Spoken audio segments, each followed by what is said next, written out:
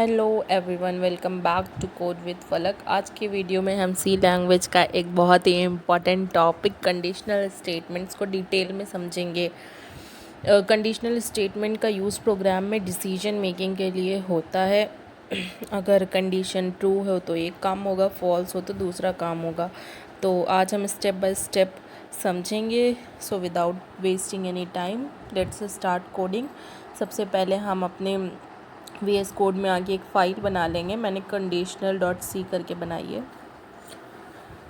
ताकि मुझे पहचानने में आसान रहे। फिर मैं अपना प्रोग्राम का स्ट्रक्चर लिख लूँगी। हैश इंक्लूड हेडर फाइल लिखूँगी, पूरा स्ट्रक्चर लिख लूँगी। मेन फंक्शन,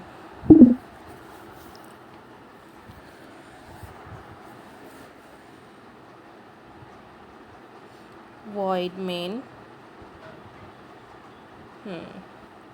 सो चलो हम समझते हैं अब। तो हमारे पास 4 टाइप की कंडीशनल स्टेटमेंट्स होती हैं। एक होती है इफ़, एक होती है इफ़ एल्स, और एक होती है एल्स इफ़ एल्स लैडर, और एक हमारी जो होती है वो होती है स्विच स्टेटमेंट। स्विच स्टेटमेंट्स जो होती है वो सिमिलर ही होती है, लेकिन इफ़ और इफ़ एल्स लैडर से थोड़ा डिफरेंस हो जाता है इसमें, लेकिन काम सेम ही रहता है, सब कुछ सेम रहता है। तो सबसे पहले हम इफ़ स्टेटमेंट के बारे में पढ़ेंगे। तो इफ़ स्टेटमेंट के बारे में पढ़ेंगे। इफ़ स्टेटमेंट नॉर्मली ये होता है कि अगर कोई कंडीशन जो हमने उसमें दी हुई है अपने कोड में, अगर वो ट्रू होगी तो तभी प्रोग्राम जो है वो एग्जीक्यूट होगा। तो मैं यहाँ पे कमेंट आउट करके लिख देती हूँ। पहली जो हमारी है वो है इफ़ स्टेटमेंट। इफ़ स्टेटमेंट इसमें क्या होता है, हम नॉर्मल जो हमारा स्ट्रक्चर होता है वो स्ट्रक्चर अपना अपना प्रोग्राम का लिखते हैं, और जो मेन के अंदर हम लिखते हैं इफ़, और उस ब्रैकेट में कंडीशन होती है। कंडीशन वो आप अपने हिसाब से कोई भी कंडीशन इसमें लगा सकते हैं, जो भी आपको कंडीशन देनी है। फिर उसके बाद यहाँ पे हम अपना कोड लिखते हैं, जो भी कोड हमको प्रिंट कराना है, ये जो भी आपको करना है वो हम लिख के, ये हमारी स्टेटमेंट इतनी ही होती है। कंडीशन अगर ट्रू होता है तो हमारा कोड जो है वो प्रिंट हो जाएगा, वरना अगर नहीं है तो नहीं होगा। तो इसको हम एग्ज़ाम्पल लेके भी समझते हैं। मैं एक वेरिएबल बना लेती हूँ एज का, इसमें एक वैल्यू दे दूँगी। इसके बाद मैं यही अपनी इफ़ स्टेटमेंट जो है वो इसका स्ट्रक्चर लगा के दिखाती हूँ। इफ़ मैं यहाँ पे कंडीशन दूँगी, मैं कंडीशन क्या देती हूँ कि एज जो है वो हमारी बड़ी है और या तो बराबर है 18 या 19 के। और अगर ये ऐसा है, अगर ये कंडीशन ट्रू है तो हमारा प्रिंट हो जाए age is greater than 90। True false भी हम कर सकते हैं, लेकिन ट्रू फॉल्स थोड़ा सा वो लगेगा। अभी मैं समझा रही हूँ तो मैं सिर्फ इतना ही लिखूँगी कि एज इज़ ग्रेटर दैन 90।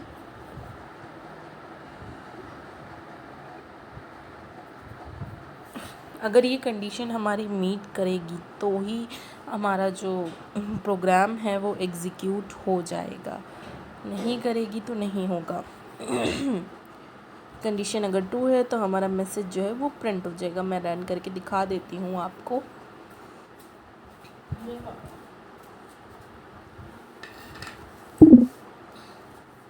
ये देखिए, हमारी जो कंडीशन है वो प्रिंट हो गई है, क्योंकि हमारी कंडीशन जो ट्रू थी तो इस वजह से हमारा मैसेज जो है वो प्रिंट हो गया है। इसके बाद हमारी जो सेकंड स्टेटमेंट आती है वो होती है if else statement.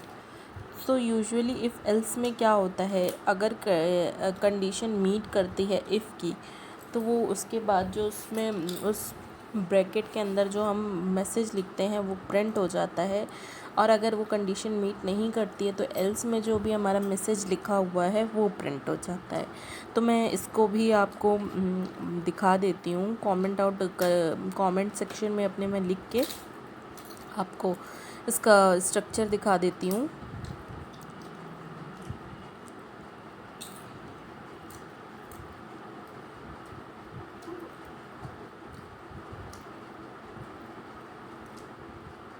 If else statement बोलते हैं इसको।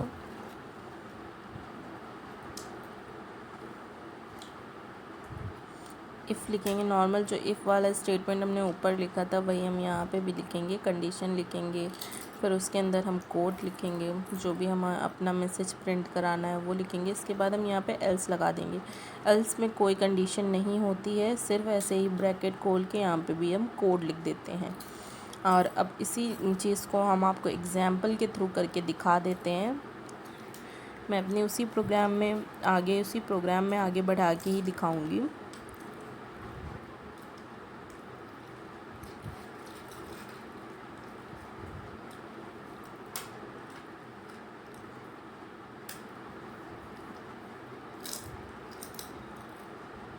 यहाँ पे हमारा इफ़ वाली स्टेटमेंट समझ लो लिखी है, लेकिन मैं इसको थोड़ा सा चेंज कर देती हूँ।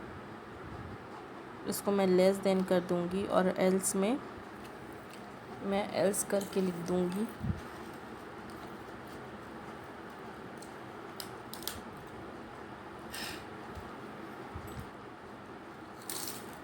मैं अपना मैसेज लिख देती हूँ यहाँ पे।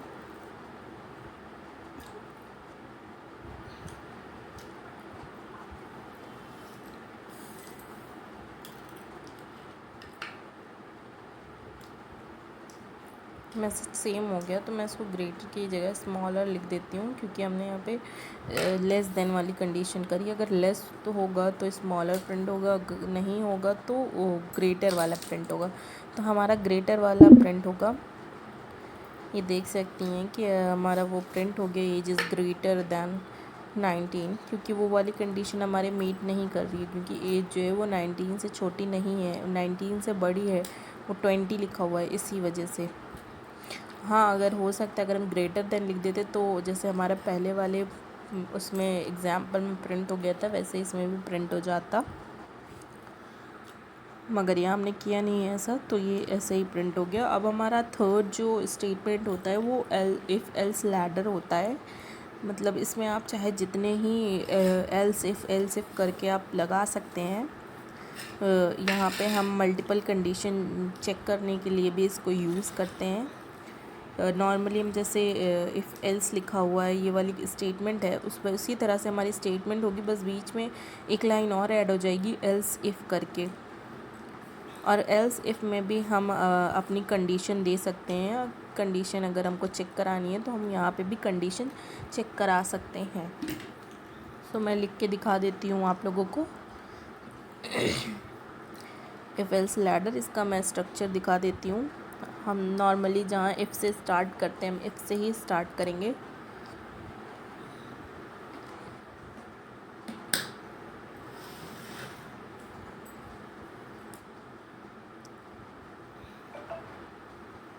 मैं इसी को ही प्रिंट कॉपी कर लेती हूँ ताकि हमारा टाइम ज़्यादा वेस्ट ना हो। इसी को मैं कॉपी करके यहाँ पे पेस्ट कर दूँगी।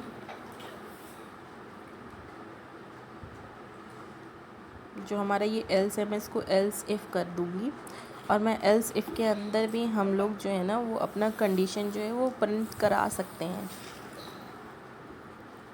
अपना कंडीशन दे सकते हैं हम अपने एल्स इफ़ को भी। और इसमें कोड भी हम अंदर मैसेज भी अपना डाल सकते हैं, या कोई भी कोड लिखना है हम कोड भी लिख सकते हैं इसमें।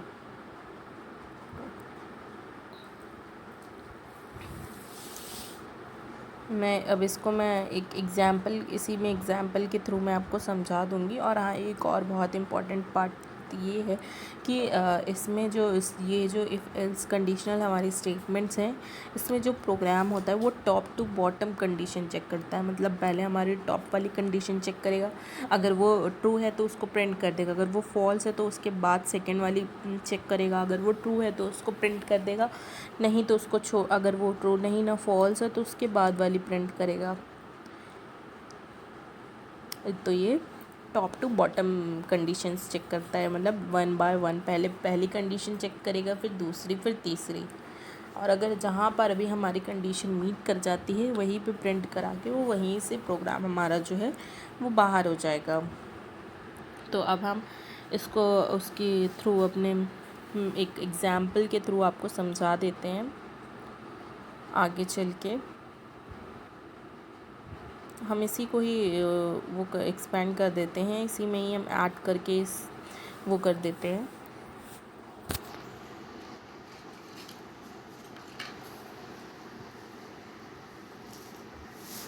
मैंने यहाँ पे कंडीशन नहीं लिखी थी कि यहाँ पे कंडीशन भी शो होती है। मैं दिखा देती हूँ आपको करके।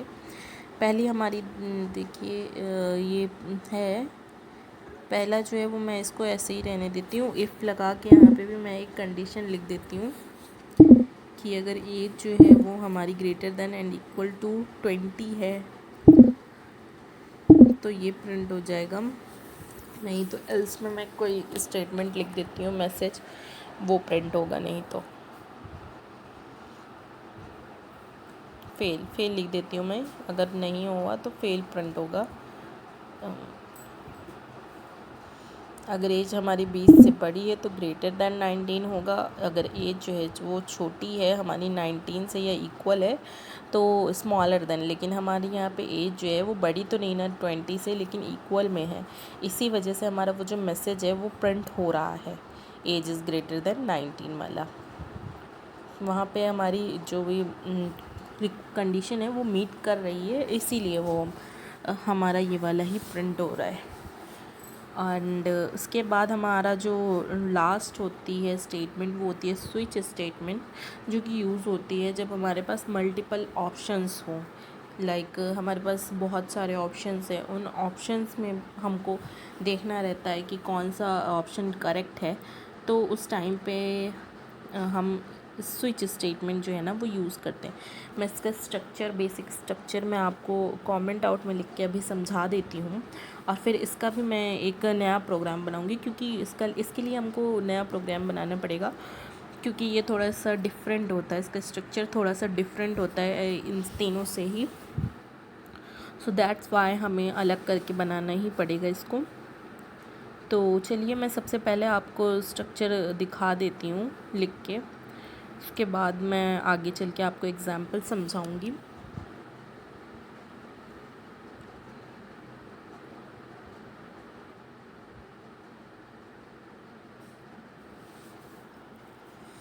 समझा देती हूँ। ये होता है हमारा स्विच स्टेटमेंट।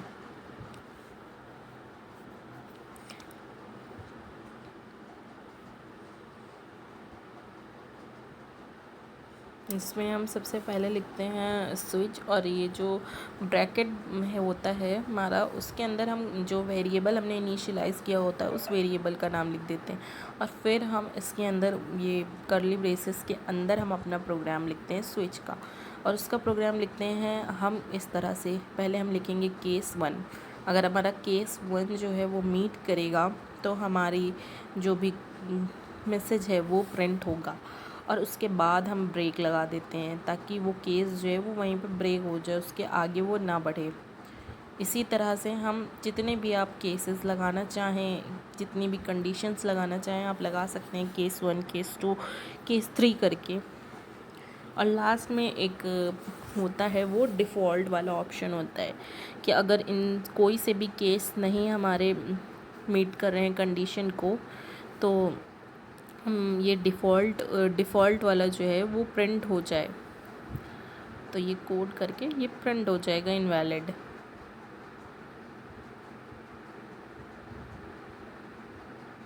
इसको हम हटा देते हैं। फिर से हम लिखेंगे अपना पूरा।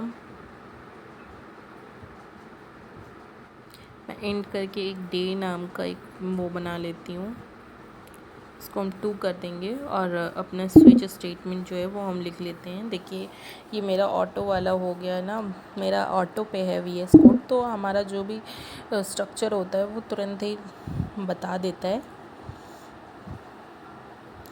यहाँ पे देखिए मैंने वेरिएबल का नाम लिख दिया स्विच के ब्रैकेट में, और यहाँ पे मैं केस 1 लिखूँगी और यहाँ पे कोड में लिखूँगी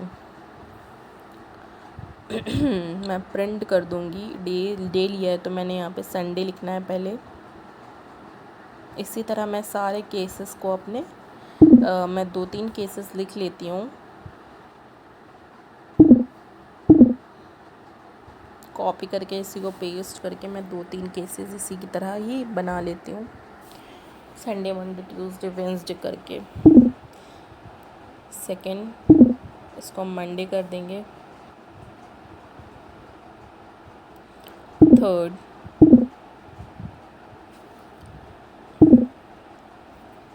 इसको हम ट्यूसडे कर देंगे। फोर्थ केस हमारा फोर्थ होगा, इसको मैं वेडनेसडे कर दूँगी। और जो डिफ़ॉल्ट वाला है इसमें भी मैं एक मैसेज लिख देती हूँ ताकि अगर हमारे इन कोई से भी केसेस ना रन हो तो ये हो जाए। बट ऐसा होगा नहीं क्योंकि मैंने, आप अपने उसमें करके देख लीजिएगा। अब मैं इसको रन करा के दिखा देती हूँ। तो हमारा वेरिएबल जो था वो था 2, तो हमारा ये एरर क्यों दे रहा है? मैंने प्रिंट एफ में वो कॉमाज नहीं लगाए हैं सब में। प्रिंट में मैं इन सब को सेलेक्ट कर लेती हूँ कॉमा लगा के। हाँ, एक एक करने से अच्छा है, मैं आपको एक शॉर्टकट बताती हूँ। ये आपने एक जगह अपना वो करके कर्सर ले जाके ऑल्ट दबा दबा के आप जहाँ जहाँ अपना कर्सर लेके जाएंगे वहाँ वहाँ वो हमारा मल्टीपल टाइम्स कर्सर हो जाएगा। इसी तरह यहाँ पे भी देखिए, मैंने यहाँ मंडे के पास रखा और यहाँ पे मैं ऑल्ट प्रेस करे रहना है और आपको ये कर्सर लेके जाना है, तुरंत ही ये हो जाएगा। फिर आपको रन कर लेना है। इससे आपके मल्टीपल कर्सर्स इनेबल हो जाएंगे और आप जो मतलब सेम टाइप की चीज़ ही लिख सकते हैं, जो लिखेंगे वो सब तरफ हो जाएगा। तो इसी के साथ हमने ये कंडीशनल स्टेटमेंट्स अपनी पढ़ ली है। और अगर आपको वीडियो हेल्पफुल लगी हो तो वीडियो को लाइक ज़रूर कर देना और चैनल को सब्सक्राइब कर लें, बिकॉज़ हम complete C programming course beginner to advance cover करने वाले हैं। अगर आपको कोई डाउट हो तो कमेंट सेक्शन में ज़रूर पूछेगा। Thank you so much for watching. See you in the next